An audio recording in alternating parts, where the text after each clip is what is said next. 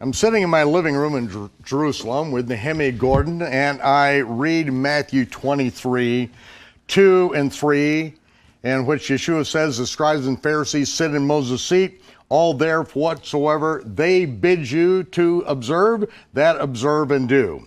And I tell Nehemia, there's no way that Yeshua could have said these words, and yet every Greek text on the planet says it, and he then responds, well, what makes you think that that's not what he said? And so we spent a couple hours going through Matthew, Mark, Luke, and John and seeing so many examples of him actually in violation of the very things that he purportedly is saying that we have to keep and do. Or at least as it reads in the Greek. And I want to explain to the audience, why is it that I asked you that question? What makes you think that? I encounter a lot of people who will have a doctrine, and they've decided before they ever read any text or anything, this is what Jesus taught, or this is what Moses taught, and then they open up the book to look for proof for it. I don't accept that. I say, if you're going to tell me that Yeshua didn't say that, prove it to me. I mean, I'm not a Messianic, I'm not a Christian, but if you're going to tell me he didn't say to obey the Pharisees, every single thing the Pharisees, and it's great. He goes on, he talks about even the things they don't do themselves. They may not even put on the right shoe first in the morning. Nobody really does that, except, maybe the most extreme for they say and they do not do. Exactly. Yeah. So the point is, my point to you was, show me in the text where he says things that are contrary to obeying the Pharisees. Because I've heard some Hebrew roots people make some really strong arguments, not really strong, but they'll bring the verse in Matthew 5 and in the Sermon on the Mount, or 6, wherever it is, where it talks about, he says, if you're not more righteous than the Pharisees, well, maybe that means you should be a Pharisee and be more righteous in their way. It doesn't necessarily mean that, but could mean that. Yeah, it definitely doesn't. But anyway, that's their interpretation I wanted of it. Something more direct and definitive, and you brought me Matthew 15, which is, it's just so clear when I read it. Can we look at Matthew 15? Well, first of all, let's set the stage on this, because this is the 20th day of the 6th month. It is Thursday, and we're heading toward the Capernaum synagogue in 2 days, where he's going to be teaching on the last day and the resurrection, which is detailed in John chapter 6. Can I, for those who have never heard you teach on this before, Michael, are you telling us that that this particular incident took place on a Thursday, and this is in your chronological Gospels? Right. Wow. Okay. Exactly, because you've nailed this down to specific days of the week. We know exactly when it transpires, because we know what transpires on his way to the Sabbath, what he's teaching on the Sabbath in the synagogue, and at that night, at the end of the Sabbath, after teaching on the last day in the resurrection, that's when the new moon was sighted that night, and so the first day of the week is now Yom Teruah, the day of trumpets. Okay. And so he's in the synagogue the next day with all these people. Okay. So and so this is what transpires. He feeds 5,000 people, men, plus women and children, with leavened bread on this particular situation. And there was some fish in there too, right? Yeah, there's fish, but it's leavened bread. And then what happens on Yom Teruah, the Pharisees end up showing up, and this is what we read in Matthew 15, verse 1. Then came to Jesus, Yeshua, scribes and Pharisees, which were from Jerusalem, and they said to him, why do your disciples, which again, we're talking thousands and thousands that have been following him, okay? We're not talking the 12 sent ones, apostles. We're talking about all these disciples. Why do your disciples transgress the tradition of the elders, for they wash not their hands when they eat bread? Okay? And so this is the issue. I mean, they're confronting him on, all these and this transpires at the end of the summer, the end of the 6th month. The 12 apostles have been sent out in 6 teams of 2. They come back together. They find out, Yeshua finds out that his cousin, Yohanan ben Zachariah, John the Baptist, has been executed. And that's when he feeds the 5,000. And the question is, what does it mean that his disciples didn't wash their hands before they eat bread? Now, only someone who's been raised in this culture, not a Baptist Jew, but someone who's been raised in this culture knows exactly what that means. Well, and it's interesting, because many Christians, when they talk about this, they'll say, well, here Jesus was nullifying the old law of Moses. And I hear that, I'm like, what are you talking about? Where in the Torah of Moses does it say to wash your hands before you eat bread? That is specifically identified in the oral law as what are called takanot, which are Takanot are these reforms that change biblical law, and there's a very clear distinction. I grew up with this distinction. There's mitzvot deoraita, commandments of the Torah, and mitzvot derabanan, commandments of our rabbis. Now, commandments of the Torah in rabbinical speak doesn't necessarily mean it comes from the Torah. It means the rabbis read that from the Torah, whereas the commandments of the rabbis have no basis in the Torah. They're simply things where the rabbis enact a new law. They make these new takanot, these new enactments, and you are bound by those in some ways more than you're bound by the Torah itself. For example, and there's a passage in the tractate of ARoodAwakening in the Talmud that says if you violate a commandment of the Torah, the punishment is lashes. If you violate the takanot of the rabbis, the punishment is death. So in some ways it's more severe and more intense, your required observance of these man-made laws of the rabbis. So washing the hands, the whole concept of hand impurity, in the Tanakh and the Torah, there's no such things as your hands become ritually unclean. Your whole body can be ritually unclean, and then you go to the mikveh to purify yourself, or you immerse in the river, the Jordan River, to purify yourself. But the concept that just my hands would be unclean and I would have to wash them to make them clean, that's something the Pharisees invented out of the thin blue air. Just pure invention. Pure invention, and they acknowledge that they invented it. When I was a young man, I asked the question, because we would say the blessing over the washing of the hands. Blessed art thou, Lord, King of the universe, who has commanded us concerning washing the hands. And I asked the question, where are we commanded to wash the hands? And believe me, this wasn't a question other people, everybody asked this question, or they shut up and they asked it, they kept it to themselves, but they certainly thought it. I asked it, and they said, well, we're commanded in the Torah in Deuteronomy 17 to obey the rabbis. And I said, really? Let's look at Deuteronomy 17 together. And in Deuteronomy 17, it talks about when you have a question, you don't know what to do, you go to the high priest at the temple, or you go to the judge who will be in those days, which later becomes the king, and which is ultimately the Messiah. The Messiah is the anointed king. He's the one who has the authority of Deuteronomy 17. The rabbis wrested that authority from God and took it for themselves. And then said, not only do we have the authority to interpret the Bible, we have authority to add commandments to the Bible that you're required to observe even more than what's written.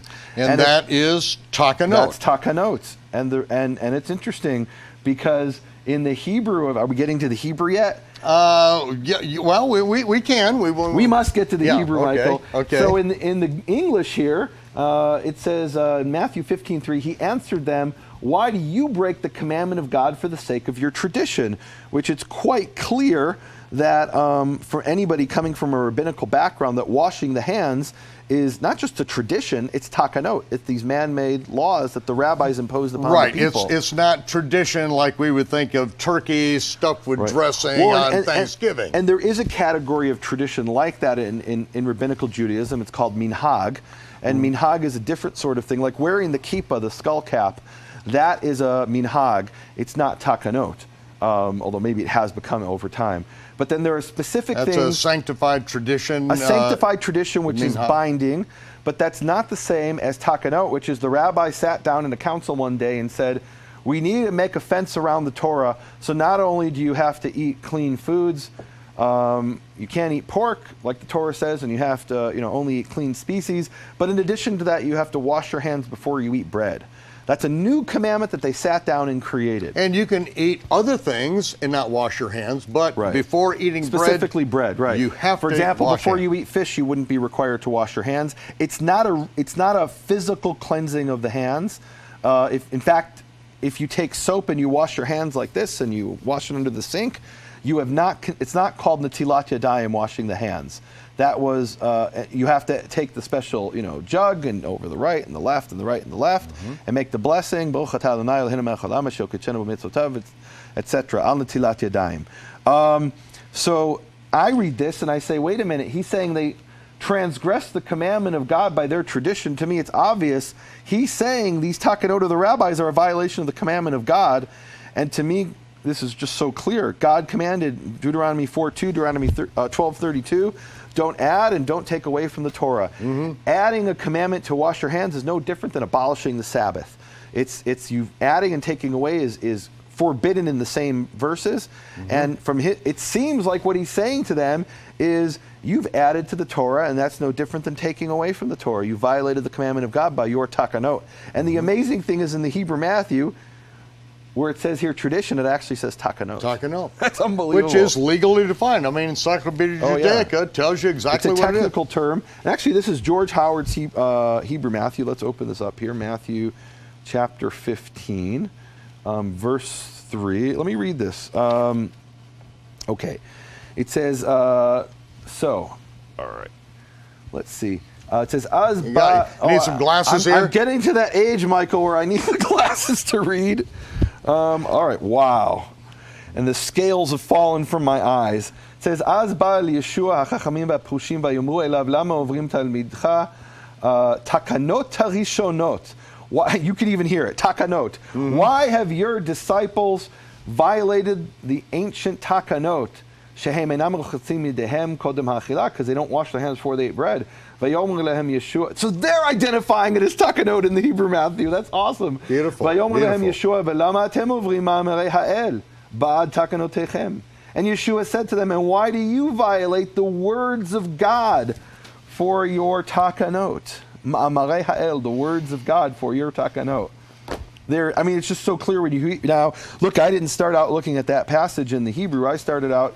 You came to me with this problem with Matthew 23. You showed me Matthew 15 in the English, right? And showed me what happened then. Yeah. Okay, I present the problem to you. I have no solution. Right. I don't know how to do it, and I just know this is what Yeshua said. We go through, and this is just one. I mean, we went through every one of these incidents where Yeshua is deliberately violating these takanot. Which, at the time, I wasn't even thinking takanot. We just see that he's not doing what they say. They're doing the opposite. They are irate about what he is doing. Look, so what you showed definitively between Matthew 15 and 23 is that the way it reads in the Greek and in the English is there's a contradiction. That's right. An apparent contradiction in the ancient text, and he said, that is my field. Yeah. New Testament, Jesus, that's your problem. Absolutely right. And look, part of me said, okay, so there's a contradiction. Wonderful. I'm not a Christian. I'm not a Messianic. This confirms what I already believe. The New Testament, the Gospel of Matthew, can't get it straight between 8 chapters, between 15 and 23. In one place he says, all therefore whatsoever they bid you observe that, observe and do. And the other he says they violate the commandment of God by their tradition. But wait a minute, their tradition commands you to wash the hands. So now we've got this logical contradiction between 15 and 23. And part of me was like, okay, I don't even need to deal with this Yeshua guy anymore, because he contradicts himself. But then I said, okay, this is really what I deal with. Working on my master's degree at the Hebrew University of Jerusalem is dealing with ancient texts. The first thing I did, Michael, is I went to the Greek New Testament, and they have something called a critical apparatus. So you've got this text in Greek, and I'd studied ancient Greek at Hebrew University, and it has the Gospel of Matthew in Greek, and at the bottom are a comparison of the main Greek text with over 5,000 different manuscripts in Greek. There you go. And I went to see the Nessel Allen 27th edition, probably you're looking at. At the time, it was the 27th edition. They've moved past that now. Right. And I think now they're up to something like 5,400 manuscripts or more. Yep. At the time, they knew 5,000 Greek manuscripts. And I was looking to see, okay, so is there a difference in the Greek? And really, this was my approach. Okay, I'm not looking at this as my sacred text. But and this is something I already told you, but you're not taking my word for anything, which that's what I appreciate. It's like, okay, I'm going to look at it myself. Yeah. And so I wanted to look at the Greek and see, and I'm looking to see, is there some obscure Greek text that maybe Michael didn't have access to, that isn't even translated into English, that, is buried in the footnotes of the footnotes in tiny little print, where these readers wouldn't even help you. And there is stuff like that. There's stuff buried in places you'd be very difficult to find. And I was looking in those places, in the nooks and crannies of scholarship, to try to find, is there any variant somewhere that even in the standard comparison text you wouldn't find? And there wasn't. 5,000 plus Greek manuscripts, and they're all saying the same things. You got to obey the Pharisees, whatever they bid you, observe that, observe and do.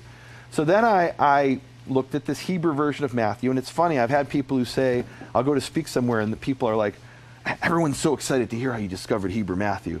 And I'm like, really? That's boring to me. How I discovered Hebrew Matthew isn't interesting. What's interesting is what's in Hebrew Matthew. Right. To me. Exactly. How did I discover Hebrew Matthew? I was in the library at Mount Scopus of the Hebrew University of Jerusalem, sitting at one of the tables, went over to the bookshelf and pulled the book out and read it. It was sitting there literally collecting dust on the bookshelf at Mount Scopus, the Hebrew University of Jerusalem, because most scholars who are experts in Hebrew could care less about it. And then the scholars who are experts in Greek, they either can't read it or they know it's Greek, so why look at the Hebrew? I decided to look at it just to see what it says. And right there in the Hebrew, this is the 1985 re-edition. Right there in the Hebrew, here's what it says. Can I read it to the people? Please do. Okay. So, and I guess we'll show this on the screen. It says, this is the wrong page. Let's see, Matthew 23, verses 2 to 3. I'll start in verse 1 in the Hebrew. It says, Az diber Yeshua el ha'am ve'el talmidav. Then Yeshua spoke to the people and to his disciples. Le'emor al kisei Moshe Yeshua perushim v'chachamim. Upon the seat of Moses sit the Pharisees and the sages. Ve'ata. Okay, you want to stop here and say what that means? I mean, the seat of Moses, because this is something, a concept outside of churchianity. So, and the truth is, you don't really have this in modern synagogues, but my bachelor's degree was in archaeology, and I said, okay, what's the seat of Moses? Let's go find out if the archaeologists have figured this out. And they did. They dug up ancient synagogues. The earliest synagogue ever discovered is actually not even in Israel. It's on the island of Delos in the Aegean Sea in Greece. And they dug up this synagogue, and they found this ornate stone chair, which is identified as the seat of Moses. And the idea was that when you would read from the scroll of the Torah or the prophets, you stood. You stood before the congregation. But then the rabbi would sit in a special chair and interpret what was read from the scroll. And that interpretation was being spoken from the seat of Moses. And you have parallels to this in rabbinical literature. Mosaic authority, what he says. They had Mosaic authority. And this is talked about in the Mishnah, that if you defy what the rabbis teach, you are defying Moses himself, even if what they say contradicts Moses, because they have the Mosaic authority to interpret and even reinterpret what it says in that scroll, the scroll that was read. And they could make takanot from that seat. Absolutely. They've been given the authority by sitting in the seat of Moses. And he seems to be affirming this in both the Hebrew and the Greek. They sit upon the seat of Moses, but then in the Hebrew he says something very interesting. He says in verse 3, Ve'ata, and now, Kol asher yomar lachem shimru ve'asu, all that he says to you, keep and do, or diligently do. Uvetakanotehem u'ma'asehem al ta'asu. But according to their takanot and deeds do not do. And he uses the word takanot there. There it is. Beautiful. There it is. Beautiful. Now, just from that word takanot, it's just so powerful. Yeah. It's the same contrast as in Matthew 15 and now between the takanot and the Word of God. And we have continuity with everything Yeshua does, everything he teaches his disciples to teach. I've got to admit, I was a little uncomfortable with this, because what I'm supposed to do for my Jewish tradition is find all the places Jesus contradicts himself. Find all the places where the New Testament is inconsistent. And you found one for me in the Greek, Matthew 23. And I open up the Hebrew that nobody's paying attention to, and I say, uh-oh, one of those contradictions disappears when we look at the Hebrew. In the Hebrew, it makes more sense than it does in the English or the Greek. And I mean, I didn't hesitate. This is true. I've got to share it. I certainly had to share it with you. Yeah. And I was hoping you would share it with other people, but you insisted I do it. Well, and, this is it was such a big thing. It wasn't just that, okay, I'm not the Hebrew scholar. Yeah. It's just that, okay, I'm raised in the Christian world, okay? Yeah. And if I say this, it sounds like I am, anti-Jewish, anti-rabbi. Well, this is the bait and switch. And I'm not saying you're bait and switch. I've seen this bait and switch so many times that somebody doesn't agree with the Pharisees, you're anti-Jewish. Wait a minute, I didn't say anything about Jewish. Right. I'm Jewish. What are you talking about? This is a legitimate debate and conflict, disagreement within Judaism going back thousands of years between the authority of the Pharisees and the authority of Scripture.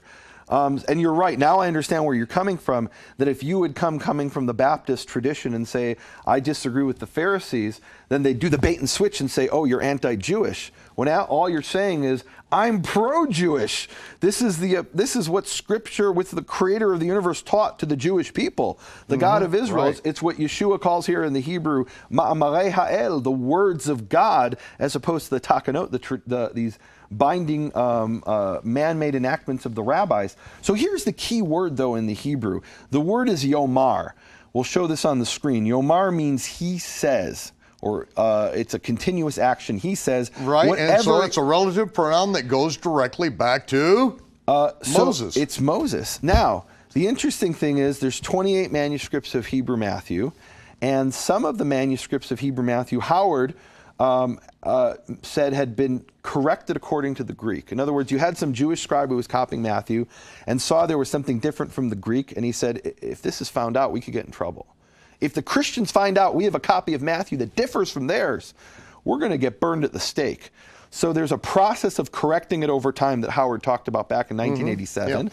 Yeah. And even you saw, the oldest manuscripts differ from the Greek to the greatest significance, and then later on. Here's the crazy thing. He tells us how there's a correction according to the Greek and the Hebrew, but then when he translates it in English, he says, now all, this is Matthew 23:3, he says, upon the seat of Moses, the Pharisees and sages sit, this is Howard's translation, now all which they say to you keep and do.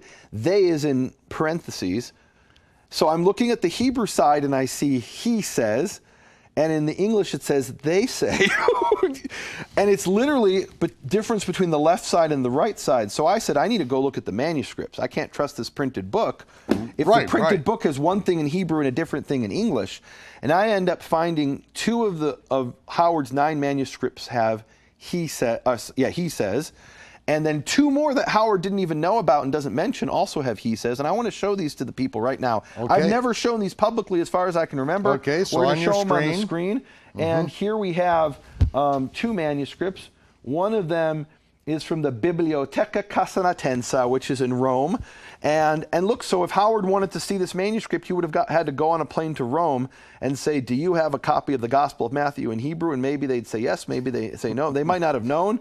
Right. That is if he even knew to go to that library. I was able to go to the library at Givat Ram in Jerusalem, the National Library, and see this manuscript within a matter of 5 minutes and look at it. And I have it here on my computer screen. I'm going to share it with the people.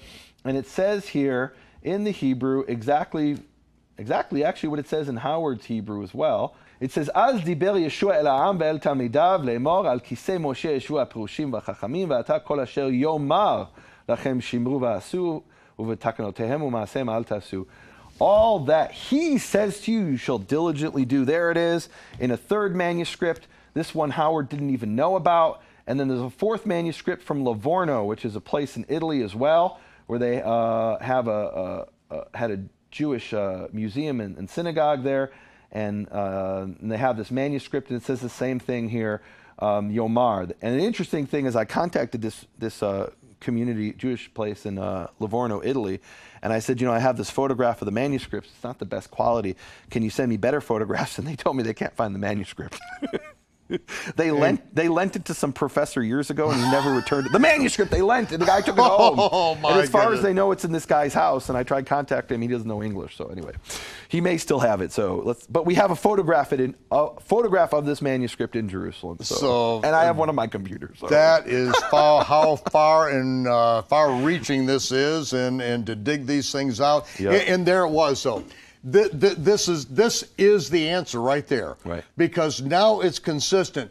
Do what Moses says to do. And you have Don't follow their talking note. That's Yeshua's message. Yeah. If you're going to boil it down, the first Sermon on the Mount is say the scribes and Pharisees say this, I say that. And then now the final one is that, don't follow their talking note. Yeah. Do what Moses says to do. Who's listening to the prophet though? Yeah. Who's listening to him? No, we make up our celestial Santa Claus, Jesus. Well, for me, here's what's powerful about this solution to Matthew 23 and Matthew 15. People have come up with all kinds of theories. People have, commentaries and theories. But here it is in black and white. Yeah. Here it is in the manuscript. And you could say, oh, well, no, that manuscript, the Jews changed it and we can't trust them. So you're telling me the rabbi made it more... anything the Jews do, got to be wrong. But you're telling me that some Jewish rabbi took the words of Yeshua that contradicted and decided to make them not contradict? That makes no sense. Why would they do that? They would want to emphasize the contradictions that are there in the Greek, not translate them away. And that's what's powerful to me. This isn't a theory. You can disregard this. You can ignore it if you want. But we have 4 manuscripts that have survived that read this reading, all that he says to you diligently do. And it's interesting, there was this professor who wrote a whole study, a guy named Horbury, wrote a whole response to Howard, saying how Howard was wrong, and this is in an ancient document. And he says, but we have to admit that there are these ancient readings in the Hebrew Matthew. And then he tries to say they come from some old Latin version that was lost, that came from an ancient Greek version. He's trying to like explain it away through some circuitous route, because he can't deny that there's these ancient Hebrew readings in the Gospel of Matthew that Howard discovered. Right, right. So. And you cover this in the Hebrew Yeshua versus the Greek Jesus. Yes, this sir. came out of, Raiders of the Lost Book, really. Yeah. That's where it all started. We did that seminar together, traveling all over the United States. 42 cities, I'll never forget it. Oh, yeah. Okay, yeah. That was a very exciting time. And at the end of it, then you wrote the... Actually, I wrote the book a couple years before that, and we had the book at the when we did the Raiders, when we did that series. And actually, I was going to originally put up the book as a free PDF on the internet. That was my original plan. And I was speaking with this friend of mine who's a Messianic teacher. He said, if you put it up for free on the internet as a PDF, no one will take it seriously. You have to publish it as a book and charge money for it, or people won't assign value to it. And I struggled with that and prayed over it, because I really didn't want to do that. I certainly didn't want to have a book with the word Yeshua in the title. That's a surefire way for me to get tarred and feathered, but I had to do it. You had to, because there's a choice. You can follow the Greek version of what Yeshua says, and that means that you have to obey everything that the Pharisees command you to do and observe, or you can follow the Hebrew Yeshua and actually be obedient to Moses, listen to the prophet who Moses said would come later on. That prophet we must shema, we must hear and obey. He will speak only what he hears from heaven, and this is the introduction of the Hebrew Yeshua. And Nehemia, our time is over, but would you please put the name of the Almighty upon the people as we close? Yeah, so I love this blessing. I keep coming back to this in my life, the Birkat Kohanim, the priestly blessing. It actually is the oldest passage of any biblical text that survived in these 2 silver scrolls discovered in Jerusalem. Has the Birkat Kohanim. It says, Yevarechecha Yehovah v'yishmerecha. May Yehovah bless you and keep you. Ya'el Yehovah panav elecha v'chuneka. May Yehovah shine his face upon you and be gracious towards you. Yisa Yehovah panav elecha. May Yehovah lift his face towards you. V'yasem lecha shalom. And give you peace. Amen.